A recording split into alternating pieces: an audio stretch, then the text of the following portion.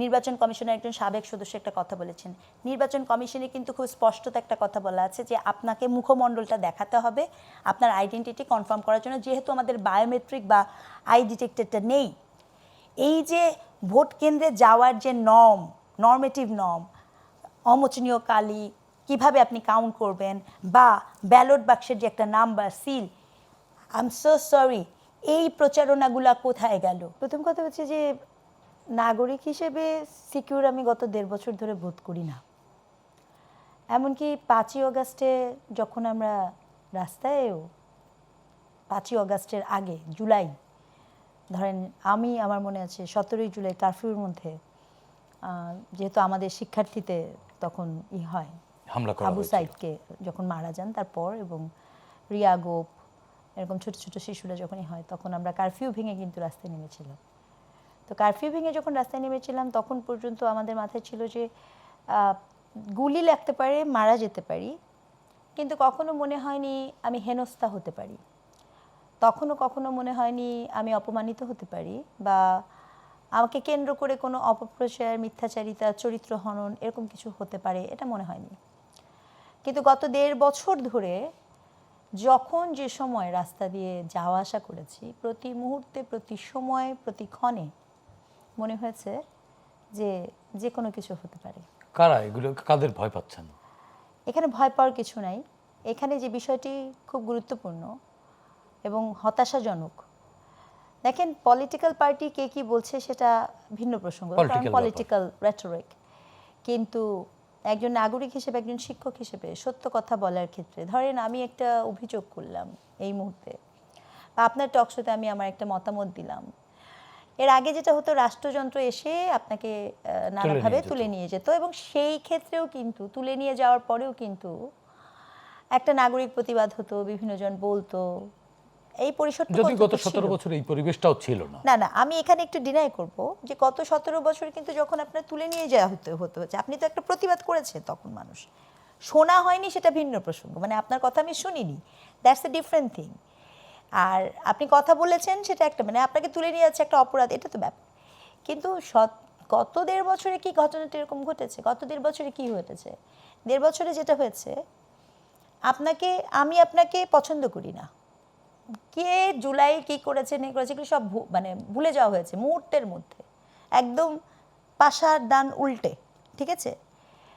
ব্যাপারটা এরকম হয়েছে, কাজের বেলায় কাজী, কাজ ফুরালে তুই বেটা মস্ত বড় পাজি, এইভাবে মানুষকে, হিউম্যানকে ব্যবহার করা হয়েছে, এবং কতিপয় সেই প্রবণতা তো কমেছে এখন কমেছে ভোট উপলক্ষে, নির্বাচনের সময় তো আমরা ভোট মৌসুমে, ভোট মৌসুমে কমেছে, ভোট মৌসুমে, এবং পার্টিকুলার রাজনৈতিক দল, আমি একদম নির্দিষ্ট করে বলবো, যেহেতু এখন প্রচারণা করতে পারছি না অথবা নাম বলার সুযোগ নেই, বিশেষ কিছু রাজনৈতিক দল কখনো নারীকে ব্যবহার করেছে, কখনো অন্যান্য মানুষকে ব্যবহার করেছে।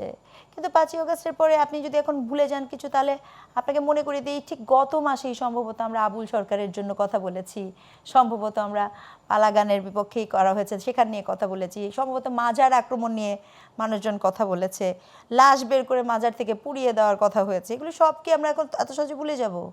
আসলে কি তাই? এটাকে ভুলে যাওয়ার জন্য এগুলো জবাব দেওয়ার জন্য তো ব্যালট আছে।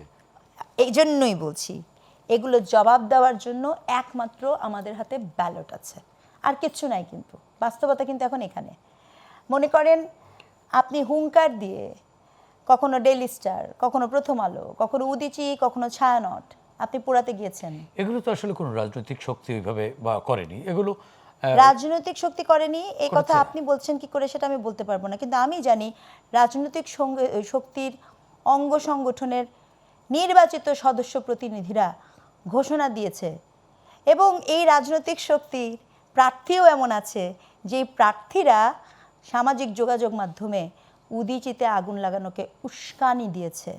কাজে রাজনৈতিক শক্তি নাই এই ধরনের কথা কি করে বলা হয় তা ঠিক বলতে পারবো না, কারণ রাজনৈতিক শক্তি রাজনীতি করে ভালো, এই জন্য হয়তো বা সামনে আসে না, অথবা যদি এরকম কোনো বিপদে পড়ে তখন তারা তার দায়িত্ব নেয় না, তখন বলে ওটা ব্যক্তিগত, ওটাতে সে করেছে, অথবা আমি দল থেকে বহিষ্কার করলাম,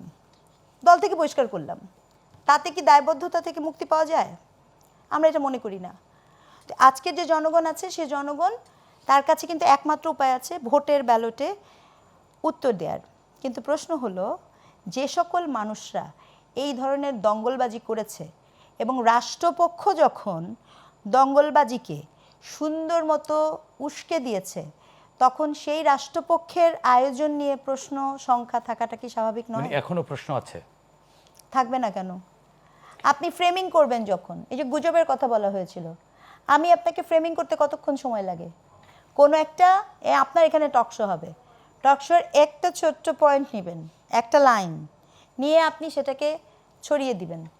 তো এই যে পুরো প্রক্রিয়াটা এরকম যে যাওয়া, এগুলো কি? এগুলো হচ্ছে খুবই প্লটেড এবং এই সংখ্যাটা আছে 36 ঘন্টা। তো ভালো কথা, নির্বাচনের দিনও, খোদ নির্বাচনের দিন যদি কোনো পক্ষ মনে করে যে ওই রাজনৈতিক দল বা রাজনৈতিক প্রতিনিধির জেতবার সম্ভাবনা নাই, তারা তো আগে থেকেই বলেছেন হাত ভেঙে দিবেন, পা ভেঙে দিবেন। আমি আপনি নিশ্চিত হতে পারেন, আস্থা রাখতেই পারেন, আসলে এটা অনেক আপেক্ষিক ব্যাপার। কিন্তু নাগরিকের জায়গা থেকে যখন আমি আজকেও বিভিন্ন জায়গায় এই ধরনের সংঘর্ষের খবর পেয়েছি, আজকেও যেহেতু পত্রিকায় আসছে বগুড়াতে আপনার বিএনপি এবং জামাত ইসলামের মধ্যে সংঘর্ষ হয়েছে, একজনের চোখ তুলে দেওয়া হ্যাঁ, হয়েছে। এই ধরনের নিউজ যখন আজকে দেখেন, কথাটা কি সংঘর্ষ হয়েছে কিন্তু, রাইট? তারপরে আপনি দেখছেন যে এখনও এরকমও নিউজ পাওয়া যাচ্ছে যে বিভিন্ন জায়গা থেকে নানা ধরনের দেশি এবং বিদেশি দুই ধরনের অস্ত্র অভিযানেই কিন্তু অস্ত্র আসছে। এই যে পারসেপশন অফ অস্ত্র কী ধরনের আয়োজন করে রাখা হয়েছে সেই বিষয়গুলো কিন্তু আমরা জানি না। একটা কথা আমি বলতেও চাই, শঙ্কার ব্যাপারটা কিন্তু শুধুমাত্র ভায়োলেন্সের সাথে যুক্ত এরকমও না। ধরেন আমি একজন নারী হিসেবে যদি জানি যে আমি ভোট দিতে যাব, দেখে আমি সেদিন একটি টকশো দেখছিলাম, আমি উইথ ডিউ রেসপেক্ট নাম উল্লেখ না করে বলি, তো টকশোতে একজন মানে যিনি পার্টিসিপেটর ছিলেন তিনি বলেই দিচ্ছেন আরেকজন নারীকে যে আমি জানি আপনি অমুক দলে ভোট দিবেন না। দেখেন উনি কিন্তু জাস্ট তাকে জাজ করে বলে দিচ্ছেন, হ্যাঁ, মানে আমি ভিত্তিতে জাজ করেছেন, পোশাকের ভিত্তিতে জাজ করছেন। এবং সেক্ষেত্রে খুব উল্লেখযোগ্য, পোশাকের ভিত্তিতে কিন্তু যেভাবে একজন হিজাব বোরখা পরিহিতা নারী জাজ হচ্ছেন, আমার মতো শাড়ি পরিহিতা মানুষও জাজ হচ্ছেন, একজন ওয়েস্টার্ন আউটফিটের নারীও কিন্তু জাজ হচ্ছেন, আমরা প্রত্যেকে কিন্তু জাজ হচ্ছি। এই যে আপনি একজন হয়তোবা যিনি, আমি বিষয়টিকে খুবই প্রবলেমেটিক মনে করি বোধ ক্ষেত্রে, মানে যিনি বোরখা হিজাব পরছেন তাকে যেমন আপনি জাজ করতে পারেন না, খুব স্ট্রংলি আই অপোজ, একইভাবে আমাকে দেখেও কিন্তু আপনি জাজ করতে পারেন না, এটা ঠিক না। এবং এই যে একটা পরিবেশ তৈরি করা হলো আমাদের মেয়েদেরকে নিয়ে, এটি তো রেটরিক হতে পারে, এক ধরনের ভীতি সঞ্চার করার জন্য তো এটি করতে পারে। আমি এটাই বলছি, একটি গোষ্ঠী, আমি সেটাই বলছি যে আপনি কি এইভাবে পরিকল্পিতভাবে রেটরিক করেছেন যে আপনি মনে করেন আমি এখন কেন্দ্রে যাব, এখন আমাকে কি ধরনের ইফটিজ করা হবে? কারণ আপনি জানেন যে গত 1.5 বছর এর আগেও হয়েছে, বাট এইভাবে কখনো হয়নি, কারণ আমরা মিডিয়াতে এসেছি, কথা বলেছি। 1.5 বছর যে পরিমাণ অনলাইন সাইবার বুলিং, হ্যারাসমেন্ট, এবং তারপরে সুনির্দিষ্ট দলের নেতাকর্মীদের নারীদের সম্পর্কে যে ধরনের অফেন্সিভ ভাষার প্রয়োগ, ব্যবহার, এটি তো শুধুমাত্র ওই দলের নারী, এই দলের নারী না, সমগ্র নারীদেরকেই তো এক ধরনের এই করেছে। এবং আমরা তো সম্ভবত 50% ভোটার, 51% প্রায়। সো আপনি 50% ভোটারকে এই ধরনের একটা জায়গাতে ফেলেছেন, কিন্তু এই দায়টা কে নিবে? এই বিষয়ে কি সচেতনতা আছে?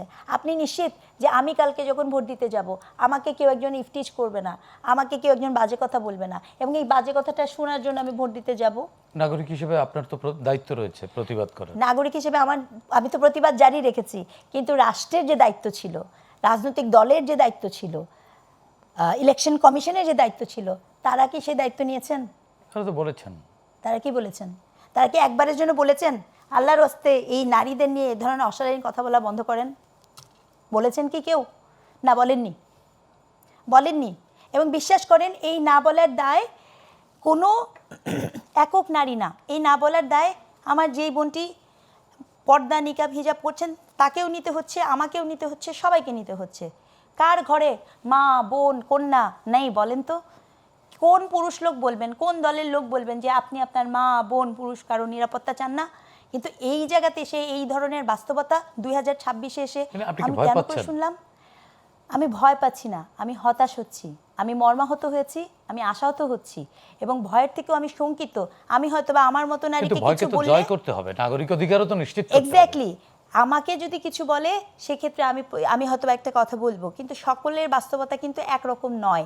এই অ্যাসুরেন্স কিন্তু দিতে হবে, এই কথা বলতে হবে যে প্রতিটা নারী, 50% নারী ভোট কেন্দ্রে তারা যদি যেতে চান, প্রথমত তারা যদি যেতে চান তাহলে তাদের নিরাপত্তা নিশ্চিত করাটা খুব জরুরি ছিল। কিন্তু আমি এখন পর্যন্ত এই ধরনের কোনো উদ্যোগ দেখিনি, এবং নানাবিধ পক্ষ থেকে নানা ধরনের অভিযোগ এসছে, কিন্তু সেই অভিযোগ নিয়েও কিন্তু হয়নি। আপনি হ্যাঁ ভোটের প্রচারণা যেভাবে দেখেছেন, আমি এটাও বলতে চাই, এই কথাটা আমি একজন শিক্ষক হিসেবে বলতে চাই, হ্যাঁ ভোটের প্রচারণা সরকার পক্ষ যেভাবে করেছে, সেদিন আমাদের নির্বাচন কমিশনের একজন সাবেক সদস্য একটা কথা বলেছেন, নির্বাচন কমিশনে কিন্তু খুব স্পষ্টত একটা কথা বলা আছে যে আপনাকে মুখমণ্ডলটা দেখাতে হবে আপনার আইডেন্টিটি কনফার্ম করার জন্য, যেহেতু আমাদের বায়োমেট্রিক বা আই ডিটেক্টরটা নেই। এই যে ভোট কেন্দ্রে যাওয়ার যে নর্মেটিভ নর্ম, অমোচনীয় কালি কিভাবে আপনি কাউন্ট করবেন, বা ব্যালট বাক্সের যে একটা number seal, I am so sorry, এই প্রচারণাগুলো কোথায় গেল?